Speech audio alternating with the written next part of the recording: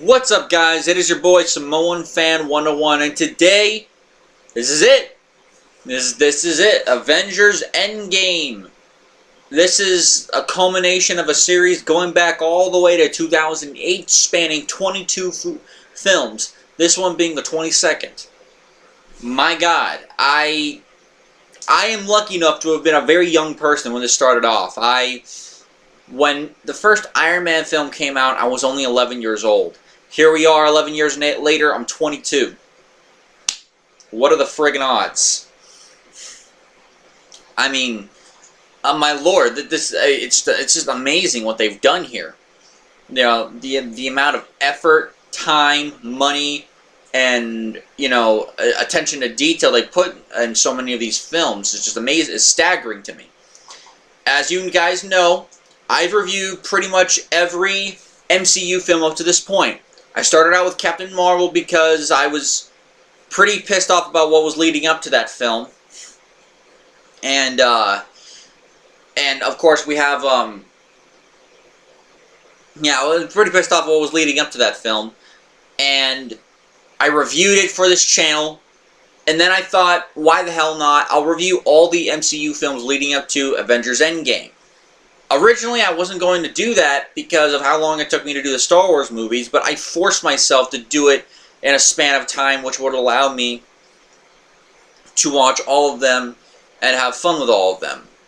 Now, with that being said, what about the movie? Well, let's look at it. Anthony and Joe Russo, the Russo brothers, these two have been a friggin' godsend to the MCU. These guys know how to make a freaking superhero film. They started with Avengers. They started with Captain America: The Winter Soldier, which is one of my all-time favorite movies in terms of the superhero genre. You know, it had, you know, they did Captain America: Civil War, which is a well-worthy follow-up of very, very, very close quality. And of course, they did Avengers: Infinity War, which in my opinion is my favorite MCU film. At least up until this one. This one just might be my favorite. Only 1 year, and already my favorite has been replaced. So, and this film, I could name the budget, which I will. It had a budget of $350 to $400 million, which is probably the biggest movie. Which, if it's close to the 400 mark, it's probably the biggest box office, not box office, but the biggest budget that I've seen in my whole life. I mean, it's just incredible. It's absolutely incredible what they've done, and especially with the backing of Disney. I mean, my lord, they've absolutely freaking nailed it. And what I find funny, is that even though I named the budget of the film, I'm like, let's face it, these guys have an unlimited budget when it comes to their Avengers movies. It's like, okay, give us as much money as we possibly can, and when we're done making the film, then you can count the budget for it. And then go from there. I'm almost like, yeah, that's kind of it. This is not going to be a particularly long review, because let's face it, I don't want to give away any spoilers. The film just came out. Maybe I'll make a spoiler review, but for now, this is just my initial thoughts. I did see the film yesterday, so I wanted to take a whole day to kind of, you know, figure out how much I love this film. And I know I immediately loved it, and how much I absolutely loved it, especially compared to Avengers: Infinity War and the other Avengers films that I absolutely adore.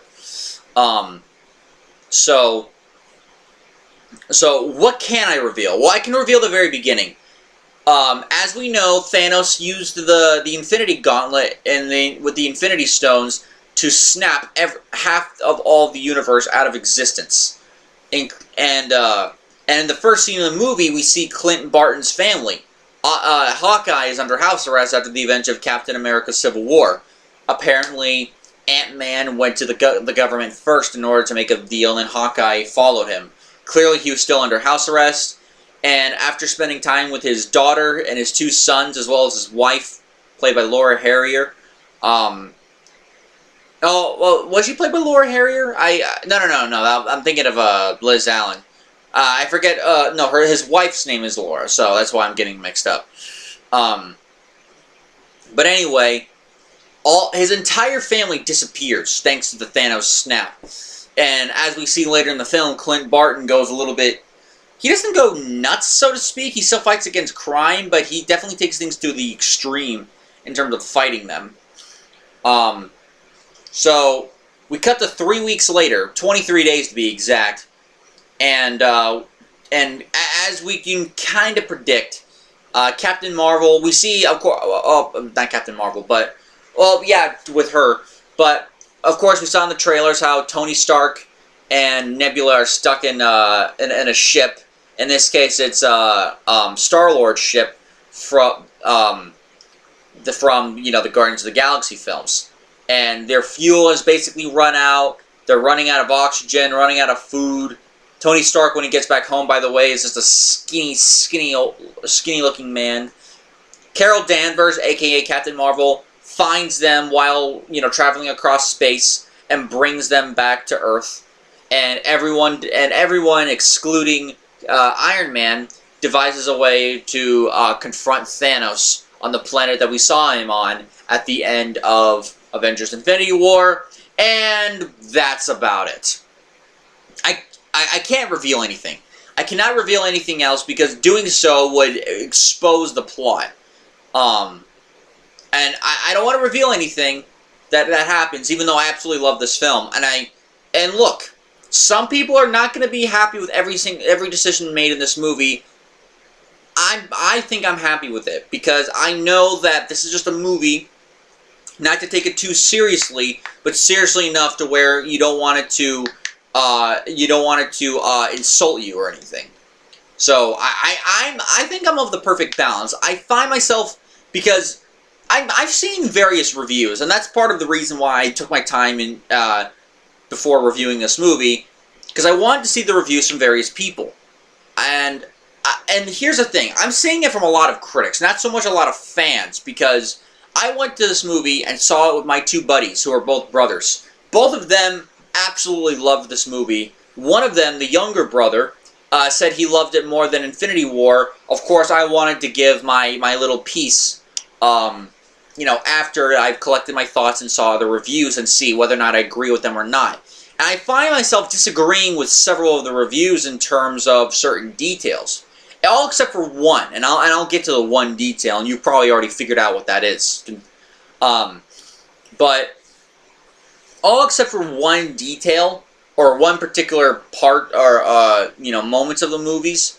But for the most part, I very, very, very much enjoyed this flick.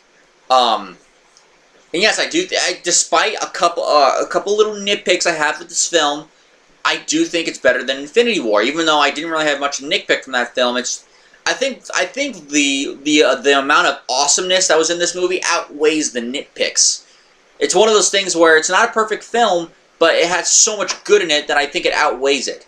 Now,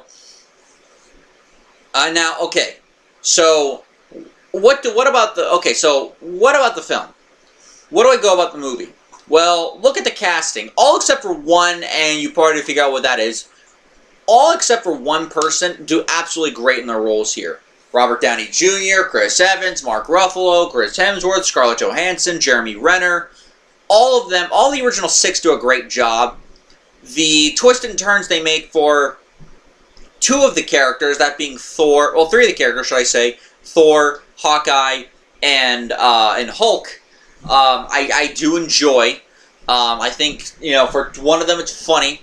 For the other, well, for two of them it's funny. For one of them it's serious, and I love it.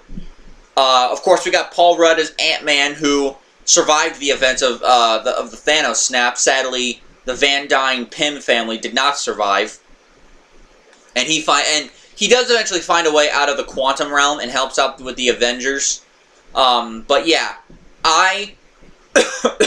one of the standout performances that I think I really enjoyed was Karen Gillan as Nebula.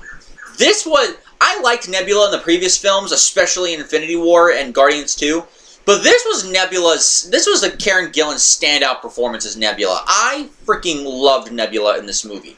I enjoyed her so much watching this film. Bradley Cooper as Rocket, I also very much enjoyed. Gwyneth Paltrow as Pepper Potts, I very much enjoyed. Josh Brolin as Thanos. I mean, come on. The guy is the best comic book villain ever, aside from the Joker, Heath Ledger's Joker. And I say that as a person who who says that The Dark Knight is my personal favorite movie of all time. That's just my opinion. It's a favorite. Not saying it's the best, because it's always a subjective thing, but it is my favorite, and that's how I see things. But aside from that Joker, this character, Josh Brolin's Thanos, is just absolutely incredible. Absolutely incredible. I mean, just wow. What can I say? Other than absolutely fantastic. So we have so yeah, the casting for the most part are absolutely all great. Even some return castings from previous films that I wasn't expecting. What about the plot? I very much enjoyed the plot. I know some people are gonna have problems with the plot, saying it's overly convoluted, but I think some people take into mind that this is a comic book film filled with comic book stuff.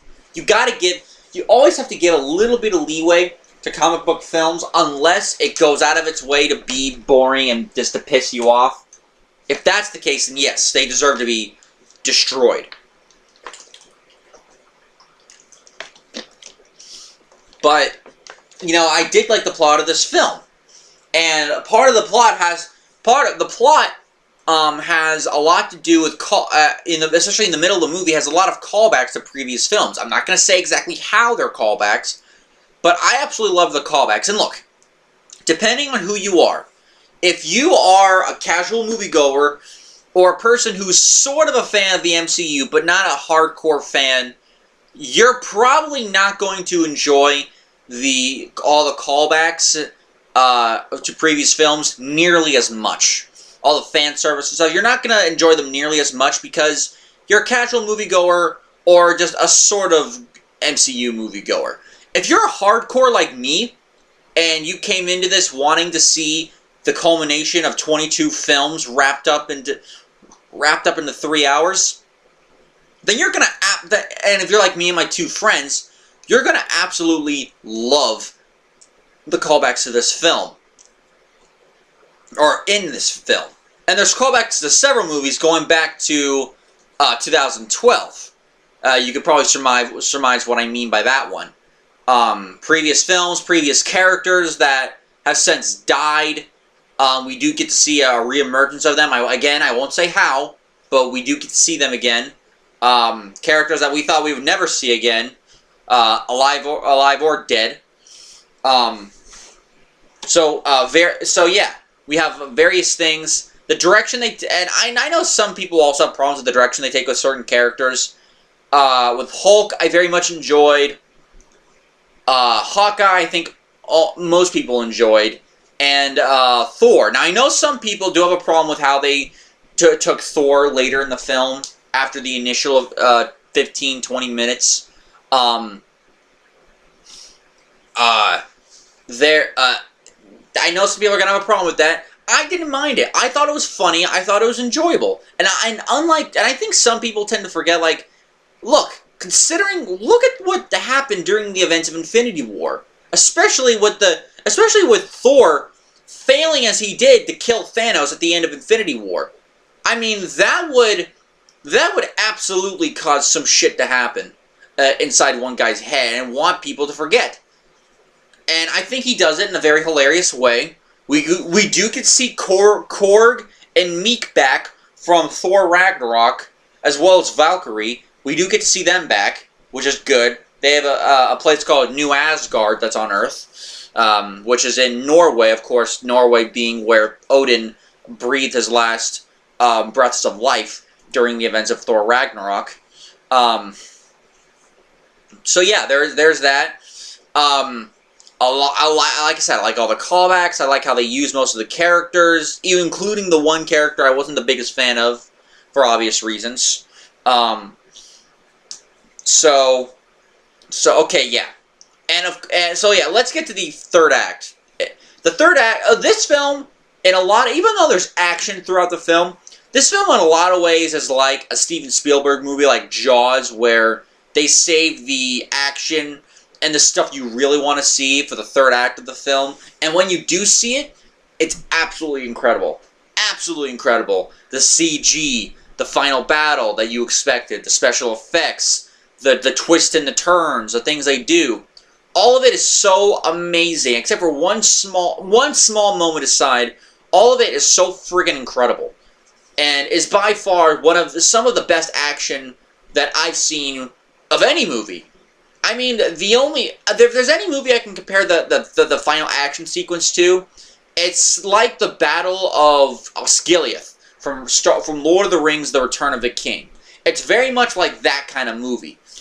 Well, especially not just in terms of that particular action scene and how it's done, but also in terms of length. This film is 3 hours long.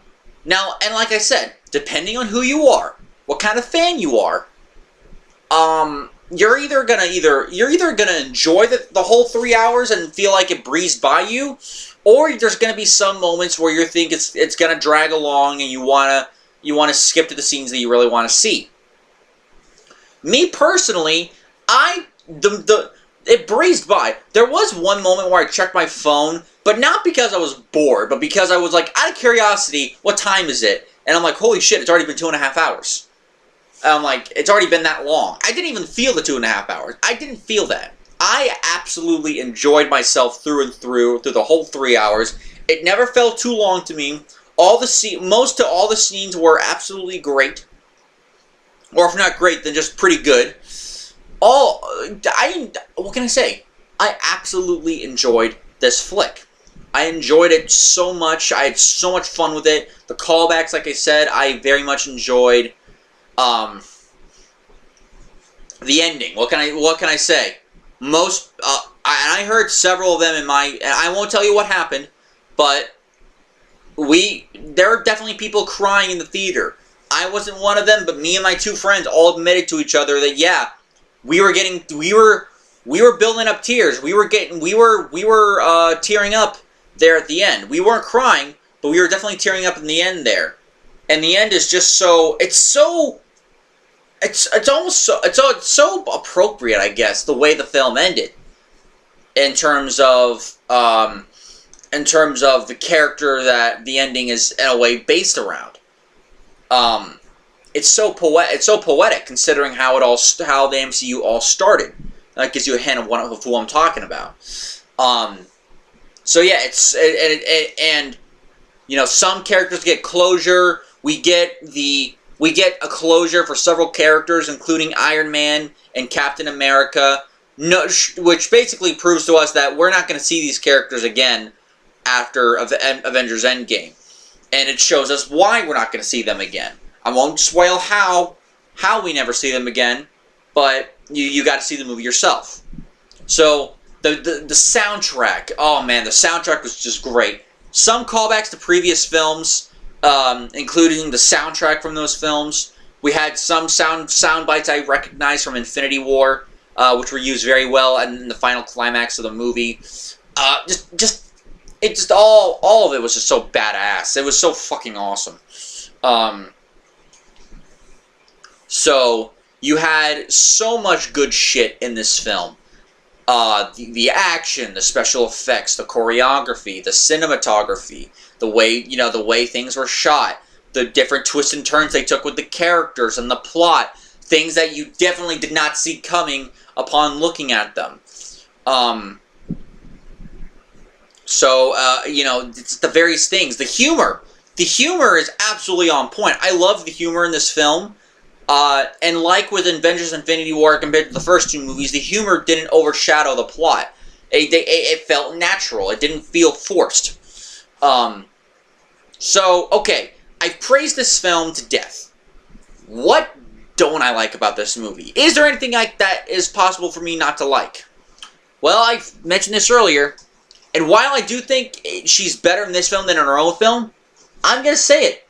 Brie Larson as Captain Marvel. Captain Marvel does not come across that likable to me.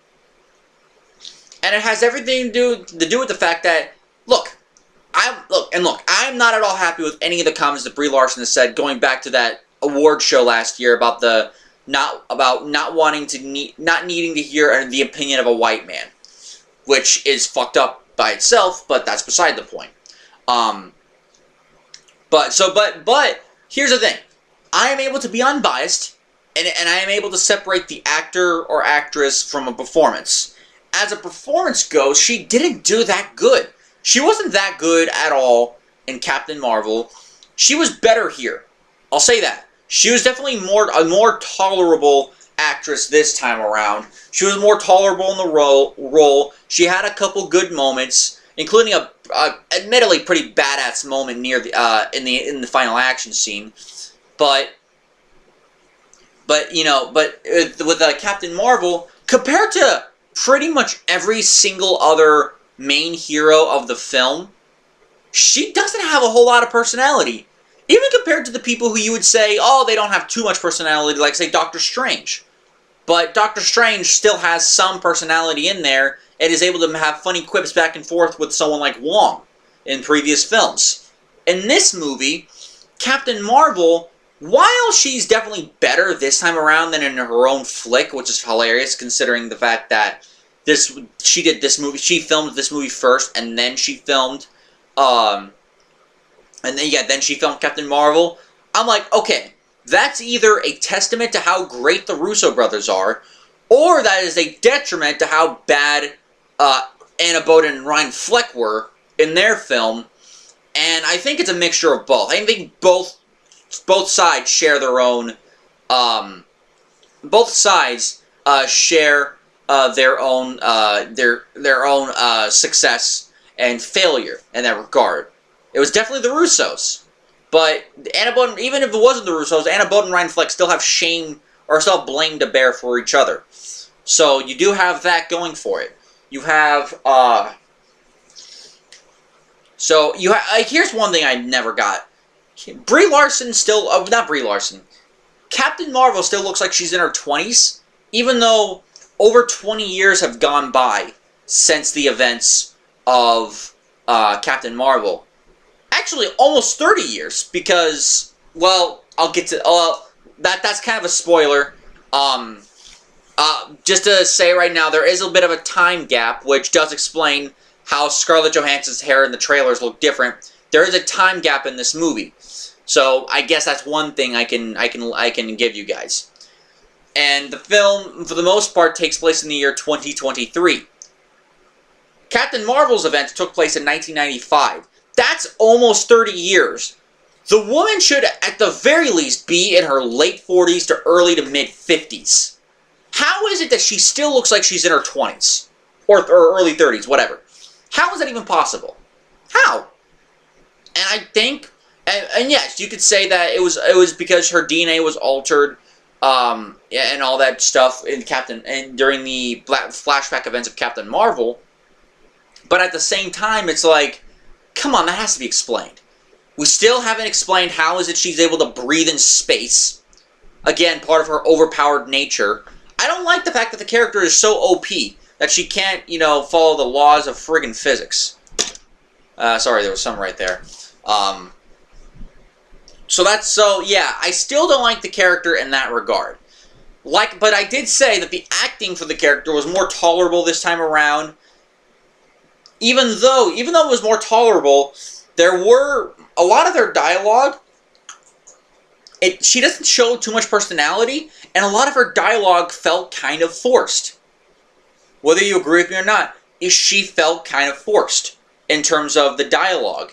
The only real moment of the film where I felt that she had some dialogue that felt 100% natural was her little, few seconds of talking with Peter Parker. And yeah, she does talk to Peter Parker in this movie. I guess you could say it's a spoiler. But we knew there was going to be some returning cast members from previous films. But there's a moment where she talks to Peter Parker in this film, and that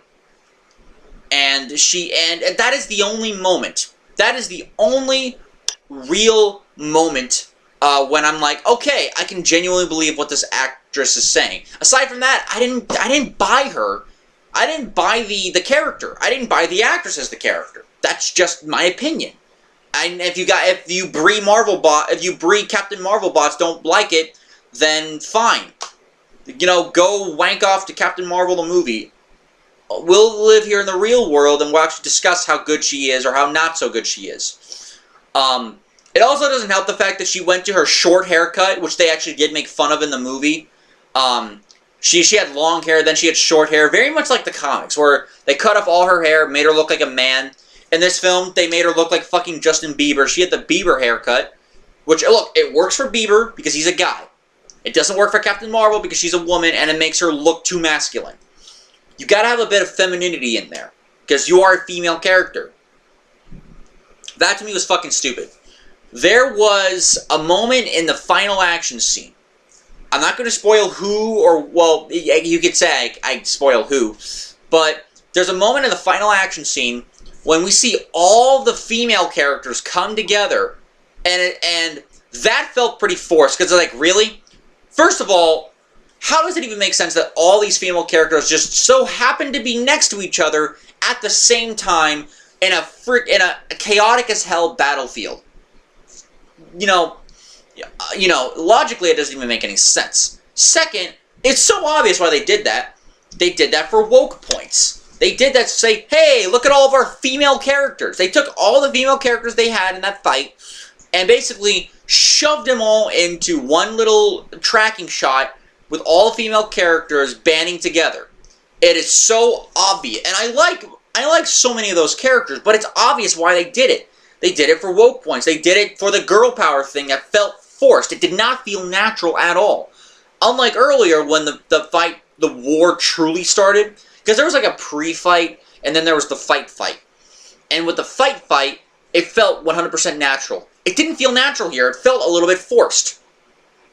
Now, I do have one other tiny little nitpick. There's a moment in this film, because, of course, War Machine survived the events of Infinity War.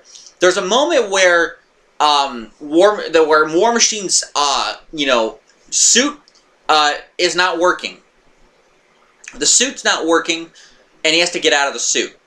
But then we later see him get into, with really no explanation, he's back working in a suit. Now, granted, it kind of looks like a different suit. So maybe he pulled out a different suit and used it. If he did, then fine. If not, then I'm like, how did he get that suit to work again? It's one of those little nitpick things. Look, despite my little nitpicks for what I just said, I fucking love this movie. There's too much good in this movie and it outweighs it. And with the Captain Marvel thing, like I said, she's not as bad.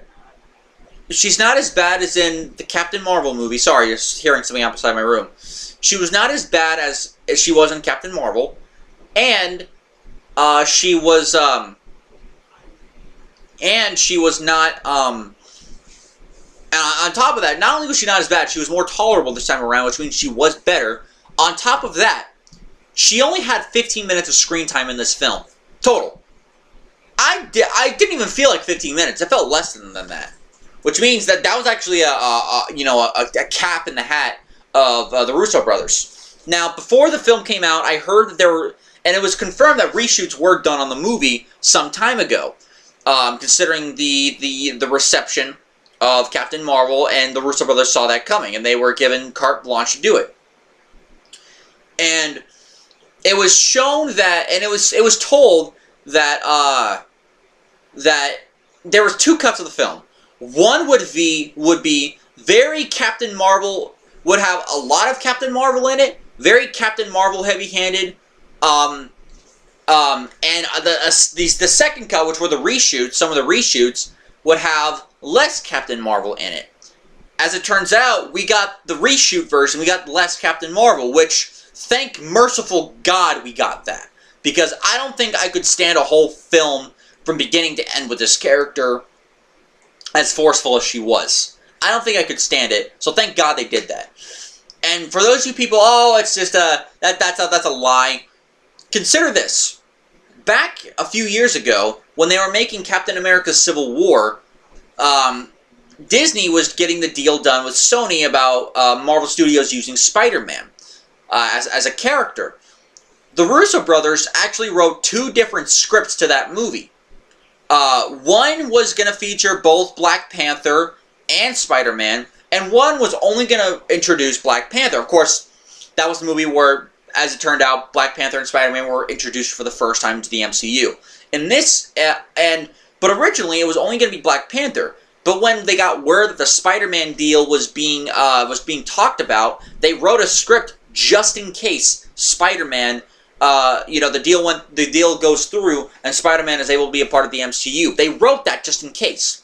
And as it turned out, Spider-Man, we know what happened. The deal went through, and Spider-Man became joined the MCU as a part of Captain America: Civil War. So the Russos have done this before. This is not the first time they've done this. So that I do like, and I like how they thought ahead of time to know, okay, wait, some things are going on here, because the Russo brothers did not. The Russo brothers made it very clear at one point they did not want Captain Marvel in their movie. Their hand was forced by Kevin Feige and the powers that be at Marvel Studios and at Disney. So the Russo brothers were, in a sense, dealt a bad hand, but considering that, they did the absolute best job they could by barely featuring her in the movie at all compared to so many other characters, all the other characters that were focused on. So for that, I'm happy about. Okay. What do I give the rating? Well, you probably have already... like I said, I think it's better than Infinity War, just by a little bit. Like I said, those nitpicks can hold some people back, but I could, and while there wasn't as much with Infinity War in terms of nitpicks, this film just had so much more. It had everything, the culmination. Now, granted, I could change my opinion in a few months, because in a few months after the release of Spider-Man: Far From Home, I'm going to rank all 23 MCU films up to that point from worst to best in a quick edited little video. Here, I'm going to give my personal opinion. I'm being as subjective as I can, but I absolutely love this movie. Hang on. Getting some pain there in my leg. I don't know what happened. It was one of those spasms things. Anyway, I absolutely love this movie. The plot, the characters, the story, the fact that it was the culmination of an 11-year-long story being built up to a climactic battle that I don't think can ever be topped. I'm not sure how they're going to be able to top this. So, I love this film. Go check it out. Unless you already have, in which case, go check it out again another 5 more times. And just have fun in the theaters. I'm going to give this film a 10 out of 10. That is my score.